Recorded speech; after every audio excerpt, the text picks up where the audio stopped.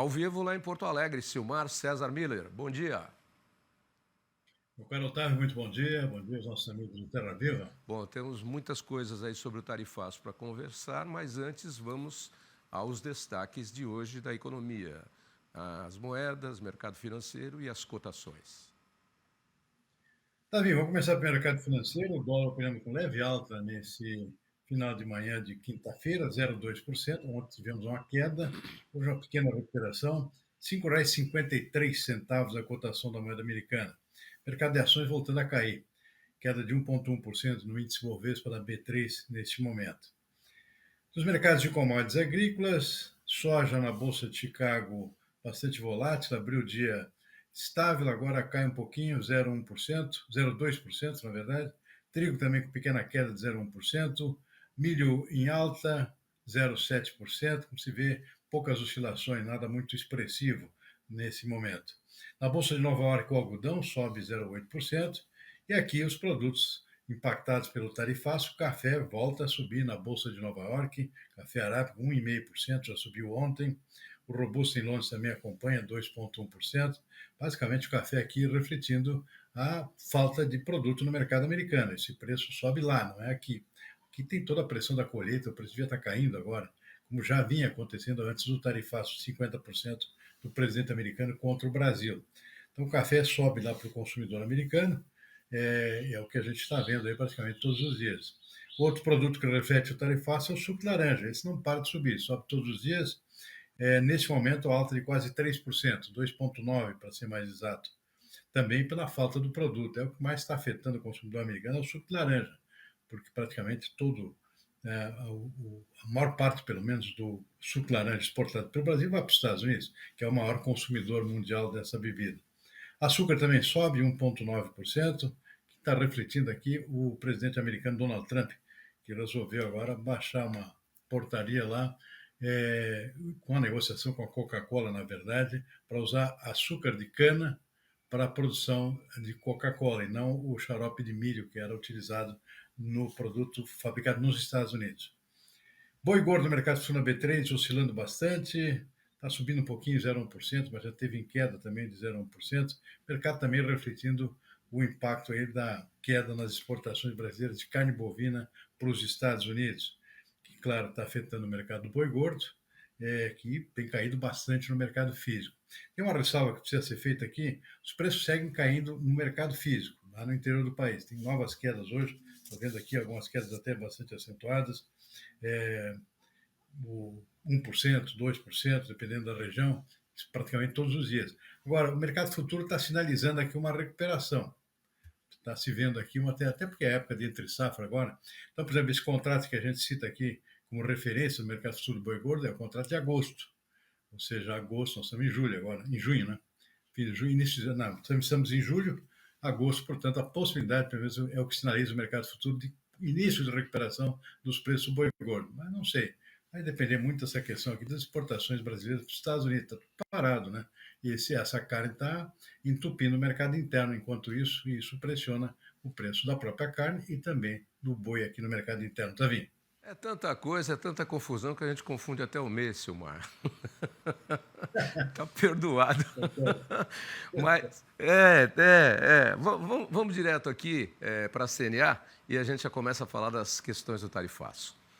Com o tarifaço de Donald Trump, as vendas do agro brasileiro para os Estados Unidos podem cair pela metade, segundo a CNA, Confederação da Agricultura e Pecuária do Brasil. A confederação calcula que, com a sobretaxa de 50%, as exportações terão queda de 48%. E o prejuízo estimado seria de 5 bilhões e 800 milhões de dólares neste ano. Alguns produtos sofreriam mais impacto que outros. É o caso do suco de laranja. A exportação ficaria inviável com essa tarifa. A CNA também estimou queda de 33% na exportação de carnes e 25% na de café.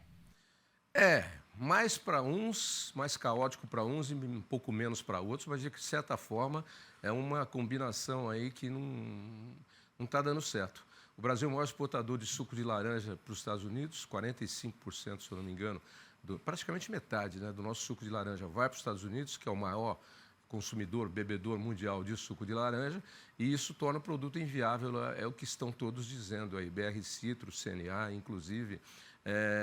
Enfim, aí a Coca-Cola resolve usar açúcar de cana e não de milho. Só que no momento em que a gente tem uma taxação de 50% do açúcar brasileiro que vai para os Estados Unidos, né? Aí entra um outro problema. Os Estados Unidos também precisa do etanol nosso de cana para diversos produtos químicos e matérias-primas que são produzidas. Não se pode usar o etanol de milho. E os Estados Unidos não tem cana-de-açúcar para fazer açúcar. Precisa ir etanol de cana-de-açúcar. Enfim, Silmar, cada dia é uma questão maior aí.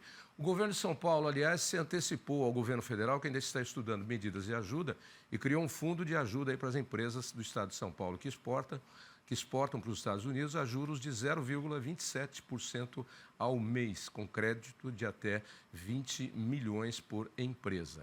Se adiantando ao governo federal, que a notícia mais recente que eu acabei de dar aqui na internet é que o presidente Lula até topa conversar com o presidente americano Trump, mas se for sobre assuntos comerciais, eu acho que não é assim que se bate na porta. Ó, eu ligo para você, mas só vou falar de assuntos comerciais, só tarifaço, tá? Então, segue o bonde, Silmar. Enquanto isso, ele telefona para o presidente do México, né? Ou seja, soa uma provocação, porque o México também tem litígio com os Estados Unidos, também governo de esquerda, né? Acaba, um país vizinho aos Estados Unidos, acaba soando para o Trump como mais uma provocação do Lula aqui em relação a esse negócio tarifaço. Devia ter ligado diretamente para o presidente dos Estados Unidos, né? Sem condicionar a conversa, né? Liga lá. Que é o que está faltando. Chama a secretária e fala assim, liga pro Trump, entendeu? Tem o telefone dele, tem o número dele. Ô, Trump, eu quero falar com você. É o Lula. Ponto final. Tá bom? Ele vai falar, tá bom, vamos conversar então. Ou não, eu não quero conversar com você. Mas liga. Como é que é? Quem não tenta, não tem chance de ganhar. Quem não joga, não pode ganhar na Mega Sena, né? Só assiste, só tem chance. O máximo que... Como é que é aquela máxima das máximas? O máximo que você pode obter é um não. Mas primeiro você precisa tentar. O máximo que você pode obter é um não. Ó, eu liguei. Ele falou que não me atende. Então, agora é outra história. Mas a CNA fez um balanço bom aí. Sem dúvida. Enquanto isso, perspectiva nenhuma, né, de remoção desse tarifaço. Pelo contrário, entra em vigor a partir de 1º de agosto, já que não está acontecendo nada aqui de efetivo ao nível de presidentes, né, que é o que eu acho que está faltando. Enquanto isso, conversas de bastidores não estão levando a lugar nenhum. O tarifaço está aí para entrar em vigor. Não devia estar todo mundo correndo atrás para, pelo menos, adiar, que é uma das propostas dos empresários, pelo menos adiar por 3 meses, tentar pelo menos adiar por 3 meses o início de vigência. Se não acontecer, prejuízo certo aqui para vários setores. Alguns a gente vai comentar daqui a pouco aqui, que estão afetando diretamente aqui a economia brasileira. Bom, tem mais. A combinação de safra expressiva de milho e grande quantidade estocada de soja ajudaram a elevar o preço do frete rodoviário. De acordo com a Conab, houve aumento no valor do frete em Mato Grosso do Sul, Goiás e Distrito Federal, com altas que chegam a 46%. Mesmo com redução no preço do diesel e reajuste para baixo no piso mínimo do frete pela ANT, que é a Agência Nacional de Transportes Terrestres, a ANTT, a Conab indica que os custos seguem pressionando os produtores. E como a safra de grãos foi bastante volumosa, a previsão é que o preço do frete siga elevado pelo restante do ano. Portanto, Silmar, mais um agravante aí. E para quem acha que por conta de não exportar esses produtos para os Estados Unidos, outros produtos se ficarem aqui, tem coisa que corre em paralelo e que não tem nada a ver. Está aí a questão do frete, aumentando sensivelmente e o custo é repassado, não é? O que aconteceu esse ano também é uma coincidência, que é o atraso. Temos uma colheita recorde de soja esse ano, né, quase 170 milhões de toneladas. A comercialização está lenta, né, porque os preços não têm ajudado muito. E, por outro lado, temos uma colheita tardia de milhos. É o milho que foi plantado mais tarde esse ano, por conta de excesso de chuvas nos estados centrais, que são os principais produtores e exportadores, atrasou o plantio, está atrasando a colheita também. Só que agora a colheita do milho está chegando com força nesse momento e está coincidindo com muitos estoques de soja ainda nos armazéns e também circulando pelas estradas. Aí o que acontece? Um duplo pedido de transporte nesse momento, uma demanda duplicada ao mesmo tempo, quando já devia ter terminado mais ou menos o grosso da exportação de soja, entraria o milho tranquilo. Agora não, coincidência de duas grandes safras ao mesmo tempo. Haja caminhão, né? Consequentemente, o frete só pode aumentar. E está difícil de baixar. Pelo contrário, a tendência é as exportações de milho estão atrasadas, até por conta do atraso da colheita, por conta também da maior concorrência esse ano que vai acontecer dos Estados Unidos e também da Argentina. Exportação muito devagar, consequentemente, tem muito milho que vai se acumular em armazéns também, que é outro gargalo que está surgindo nesse momento. Então, aumento de custo, seja de armazenagem, seja, especialmente, como está acontecendo já, do transporte, né? Pela dupla demanda e haja caminhão para carregar toda essa montanha de grãos que o Brasil está colhendo nesse momento. Haja caminhão, né?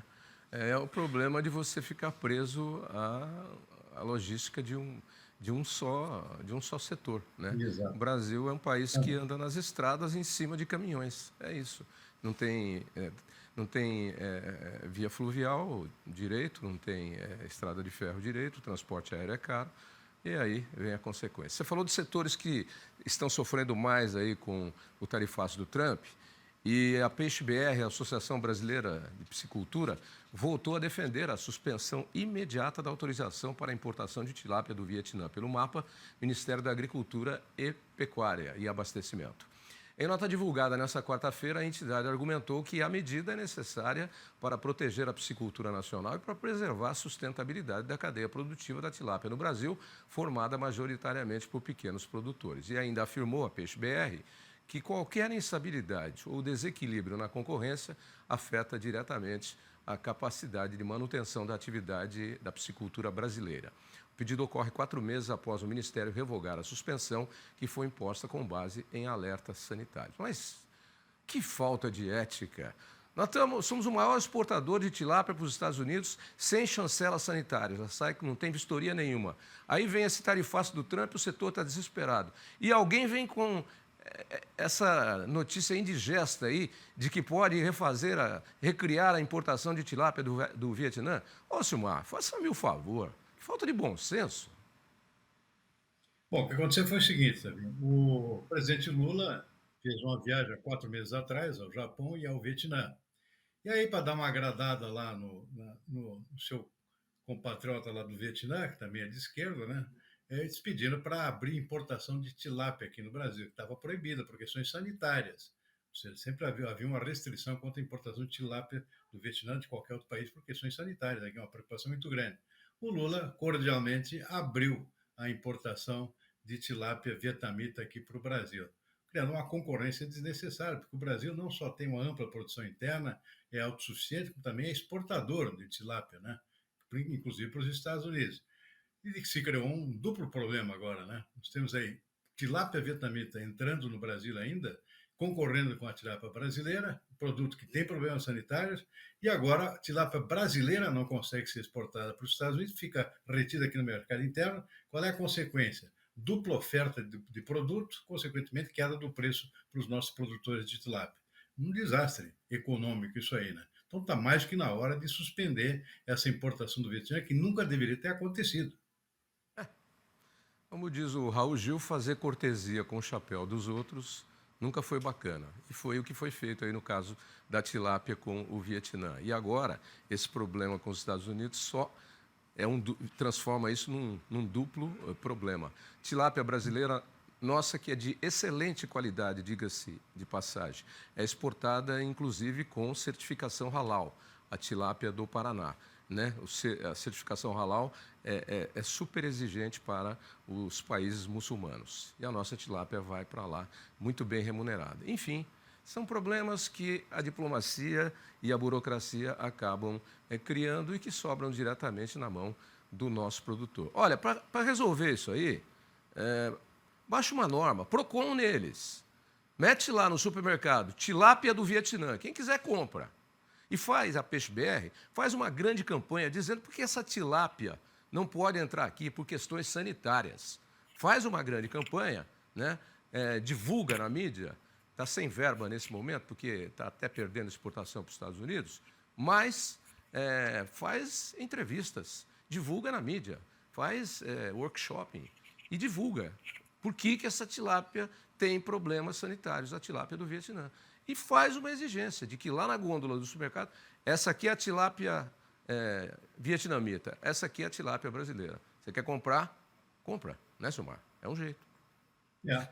Hoje está tudo misturado, né? O consumidor não tem condições de distinguir uma coisa da outra. Mas o fato é que não faz sentido, né? Uma importação que nunca deveria ter acontecido e agora ainda concorrendo duplamente aqui por conta da restrição à exportação da tilápia brasileira, né? Pelo tarifaço do presidente Donald Trump. Então é prejuízo certo para os nossos criadores aqui, que investiram montanhas de dinheiro aqui para transformar a tilapicultura aqui num grande negócio aqui no Brasil e abrindo mercados no mundo inteiro, né? E está aí um desastre anunciado agora. Bom, vamos lá então. Você já falou, mas vamos ver aí como é que aconteceu, né?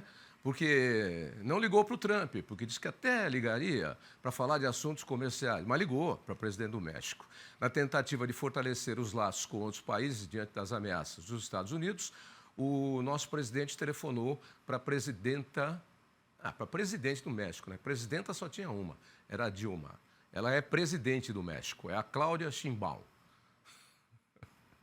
Na conversa, ele ressaltou a importância de aprofundar as relações econômicas e comerciais, principalmente diante do atual momento de incerteza.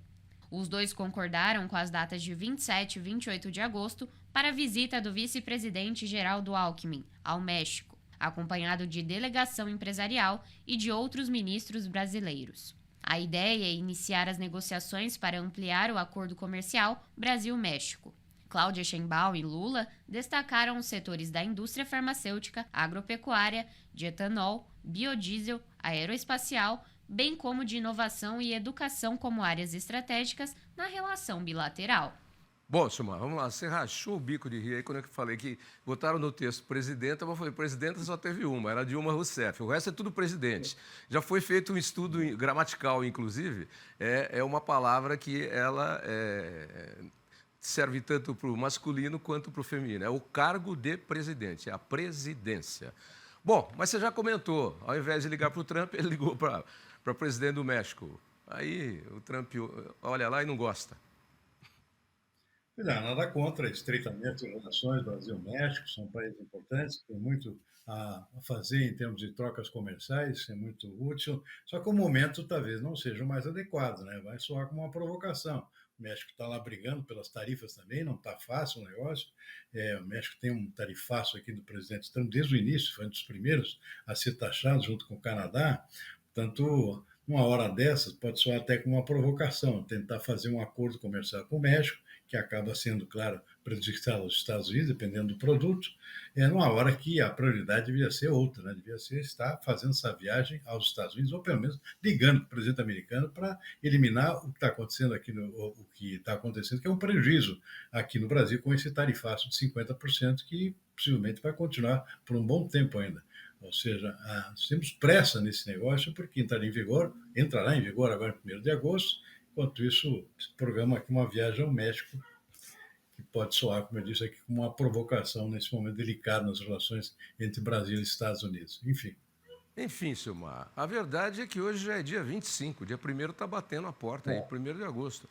E está tudo em banho-maria. Amanhã já é sexta-feira, depois sábado, domingo, 25, 26, 27, 28, 29, 30, já é quarta-feira da semana que vem. Né? Então, parece que não há muita motivação de pressa em resolver isso. Né? É impressionante. E, aliás, nós estamos com um duplo problema, né? É um presidente que não se mexe para defender os seus interesses do país e o outro candidato à presidência aqui, no alto extremo do espectro político, atuando contra ainda, né? Ou seja, nos dois lados aqui ninguém ajuda, né? Só enfogueira mais essa situação. Nem esquerda, nem direita. Desculpa, mas no meu raciocínio simples, mais lógico e constante, porque eu faço diariamente, não dava para esperar outra coisa. Não dava. Agora, o prejuízo vem aí. O prejuízo. Um joga de um jeito que não resolve, o outro joga contra para... Enfim, tá tudo errado, gente. Vocês estão malucos. Vocês vão ver o tamanho do prejuízo que vem aí daqui a pouquinho, né, Silmar? Esse é certeza. E só para o Brasil e os brasileiros, e aí estão ficando nessa briga ideológica aqui que não vai levar a lugar nenhum. Imaginou, Silmar, se a gente for, eu e você fôssemos sócio numa produção de manga no Vale do São Francisco, e a gente estaria em plena colheita agora, e tudo que a gente ia colher, mais da metade a gente ia mandar para os Estados Unidos, que é o maior comprador. Você já imaginou o desespero de nós dois, com as contas para pagar, de quem está colhendo manga, de insumo que foi utilizado na produção, de receita que tinha que estar destinada para a exportação desse produto? Você imagina? É de ficar de cabelo em pé, é de ficar desesperado. Da noite para o dia, sem mais nem menos, tudo que você fazia numa rotina, tudo bem que o comércio e a economia têm dessas coisas. Mas, caramba, você foi pego de calça curta, como diz aquele ditado. Da noite para o dia, você tinha tudo e amanheceu sem nada. É desesperador, Silmar. Estou falando, só falei da manga. Preocupação, né? Preocupação com o desemprego desse pessoal, né? Não vão nem colher a manga, né? Porque não vai valer a pena se continuar esse tarifaço. Não tem para colher para quê? Você não vai vender.